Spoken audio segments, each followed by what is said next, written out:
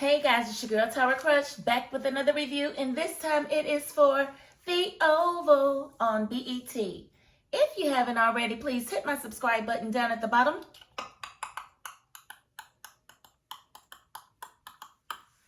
Thank you so very much. And before I get started, I just want to tell y'all real quick. Y'all know my movie's out, right? You know you can go download and stream it on Watch MVN, right? It's an app. It's Watch MVN. It's white with blue and gray writing. Well, I've been telling people all over the place about my movie, right? Why did I go into a little corner store today and the guy that works there actually quoted my movie? And he told me he watched it twice already.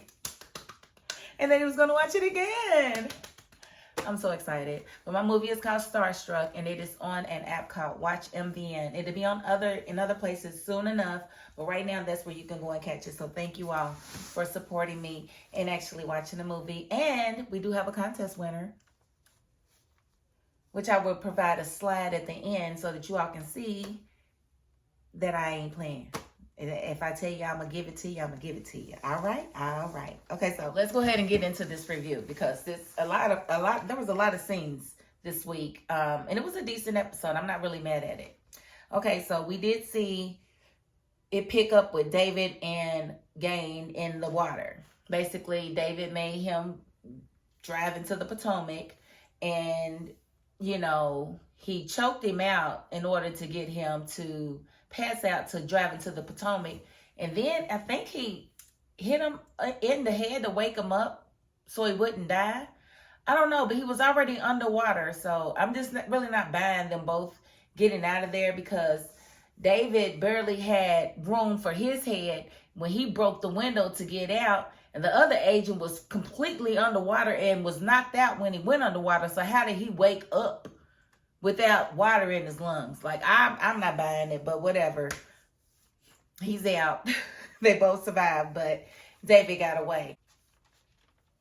Cal didn't like that at all and, you know, had to pass the news on to Donald.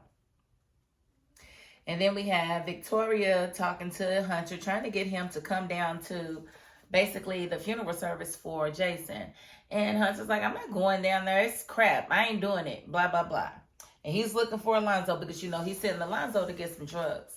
And they're like, Alonzo is in the room. He's down there or whatever. So he goes in. He takes one look at the casket. And then he turns around and walks out. Victoria stands there and cries like a baby. And really, she's crying because she's about to be found out. She crying because she know that ain't her son that was in them ashes that they are pretty much crying over right now. And I still want to know what happened to the cancer patient's family. Like, why ain't they tripping over what happened to our son? What happened to our son? Our son just disappears? I mean, with them being the Secret Service or whatever, they could have went to the morgue and got a body. They could have went to the morgue. I don't know. It's just weird to me. Okay, so we did see Simone and Eli, and she was pretty much telling him that he needs to watch his back with her. She told him that she feels like he's having an affair with the First Lady. And he's just acting like, where is this coming from? What do you mean? I don't understand. Why are you saying this? I don't understand. What do you mean? Where did this come from? I don't understand. You know what she's talking about. Quit acting stupid. You know, but I really would have wished she would have let him know for sure that she knew that he was having an affair, because she heard him on the phone that night when they was in the middle of hunching, and he raises up off of her to answer the phone. He says it's the White House talking about his hunter, but it was actually her. And she listened at the door and heard him tell Victoria that he loved her. Why she didn't mention that? Like, dude, quit playing with me in my face. Quit playing with me in my face. Quit playing with me in my face. Like, I don't know. He would have had a red mark right here. Yeah, call the police then. Call the police, because you're going to get this part of my hand. You're going to get that part. Yeah, you are. You risk my life? Oh, yeah, you're going to get that part of my hand. Okay, so Hunter, you know, I think it's pretty crazy, you know, Hunter just acting like a crazed lunatic for his cocaine. Like, He just acts like he has no self-control at all. And him bullying Alonzo is just crazy to me. Now, let's think about this.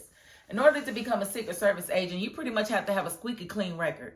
You have to go through years of, vetting, and they're making sure that you're a good person or whatever. And then you think I'm going to get into my position, protecting the president or whatever, and allow the president to convince me to go commit a felony repeatedly. You're not fitting to make me go buy you drugs, bro. You're not going to do that. I guess I'm fired. When he said that he was going to walk out the front door and walk out the front gate and go looking for an 8-ball, I would have been like, okay, that's fine. At least I ain't got to do it. Because I don't know what make him think you can do it once and never have to do it again. Like, now you are the go fetch my cocaine boy. So deal with it. So he goes to Alan for help. And Alan tells him, I got some cocaine right here. But I told you about getting mixed up with him. I don't know what you thought was going to happen. Alan told Alonzo that he needed to call Donald to let Donald know that the president was looking for drugs again. He was like, I'm not going to do that. Then why did you come here asking me for help? What you think I'm about to do? You think I'm about to go get him for you? I'm not. I'm not going to do that. I'm on the clock. Like, I don't get that. People who complain or cry and whine but don't want to do anything about it. Like, we're going to do one or the other. What we're not going to do is we're not going to whine. We're not doing that. Either we're going to do something about it or we're going to deal with it. One or the other. Whining gets us nowhere. But it might get you knocked out fooling with me because I don't like people whining around me, especially over stuff that they create themselves. Then we have Sam and Jason. Jason really sitting out here acting like he's got options. Like, you gonna really pull a gun on Sam, and Sam is the one that's pretty much saved your life, and you don't believe him, you don't trust him. Okay, well, go it alone. You hear the helicopter? They coming for you.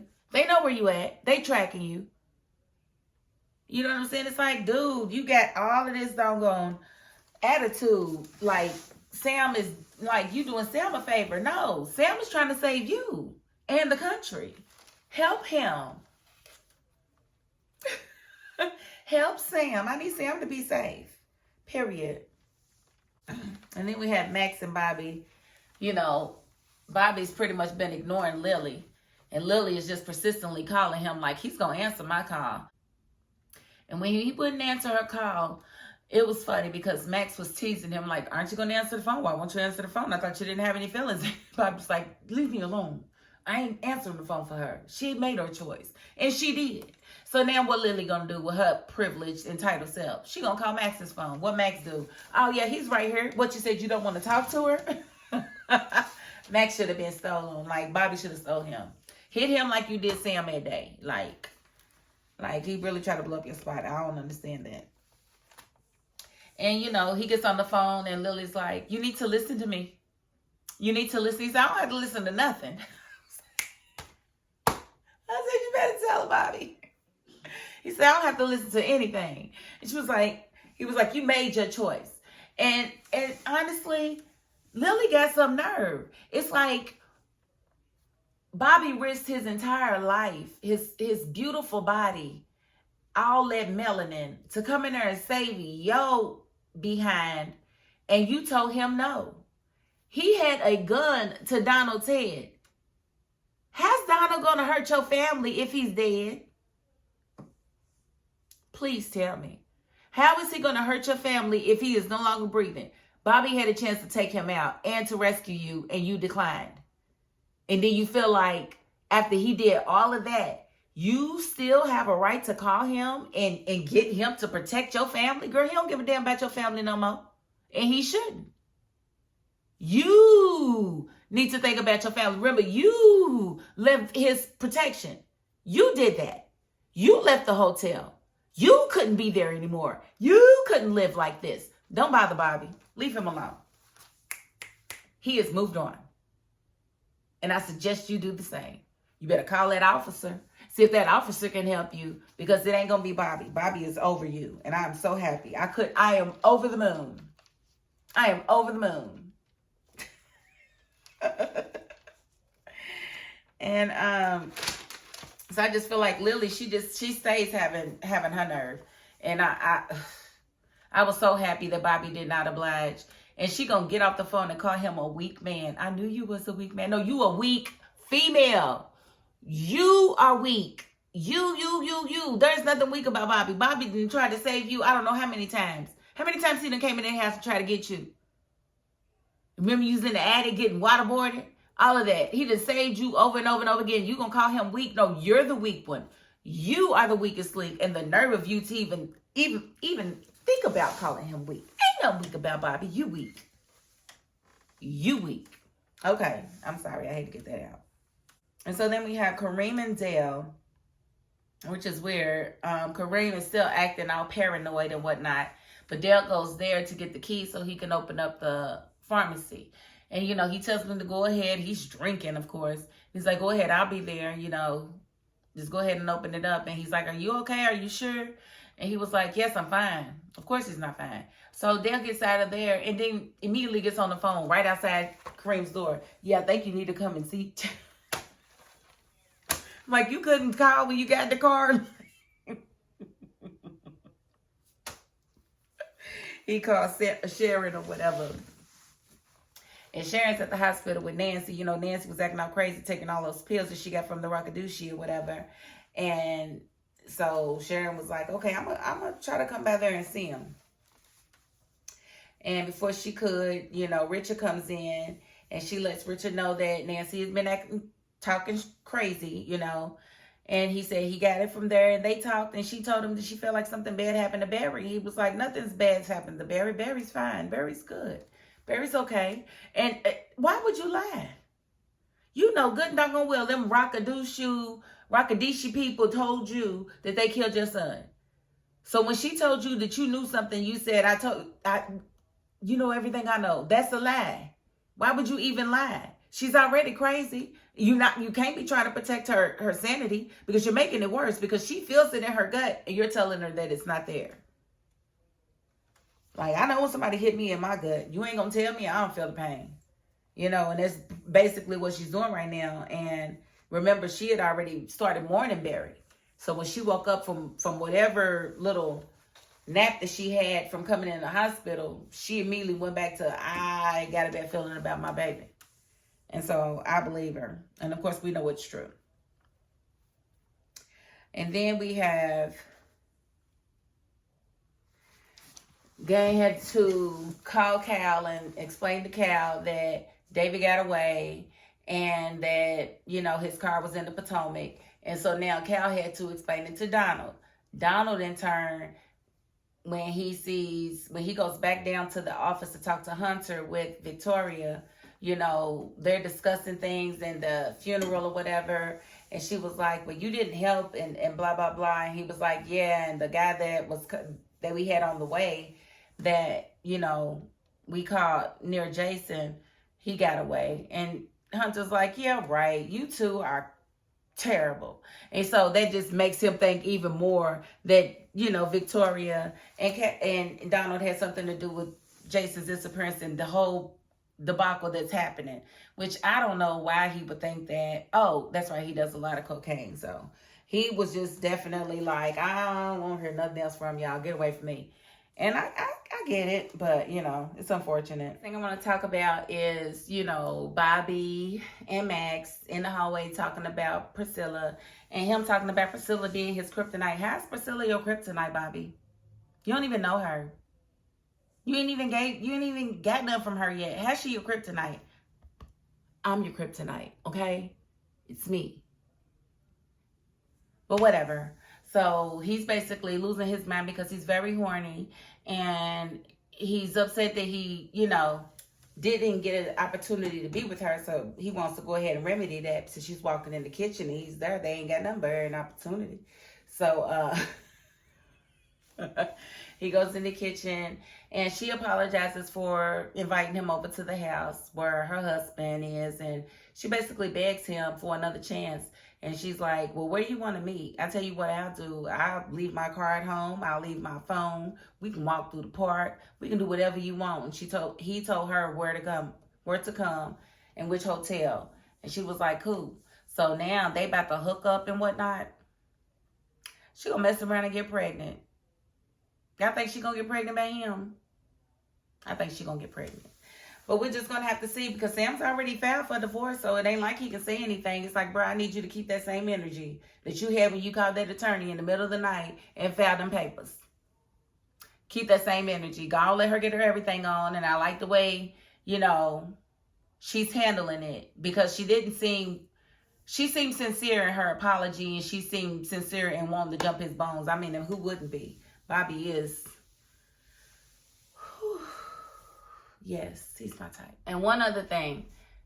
When Sharon went to Kareem's house to check on him, of course, Kareem was not forthcoming with what was going on. And it looked like he was just about to say something to her about what was happening, because she was trying to convince him that she had his back. And he was hesitant, and then she looked down and realized that his rug was gone. And then he got mad and told her she needed to leave, went in the back room and slammed the door. And so she got ready to leave. She picked the purse up, and she saw something underneath the couch. She pulled it out, and it was Barry's phone, and it had blood on it.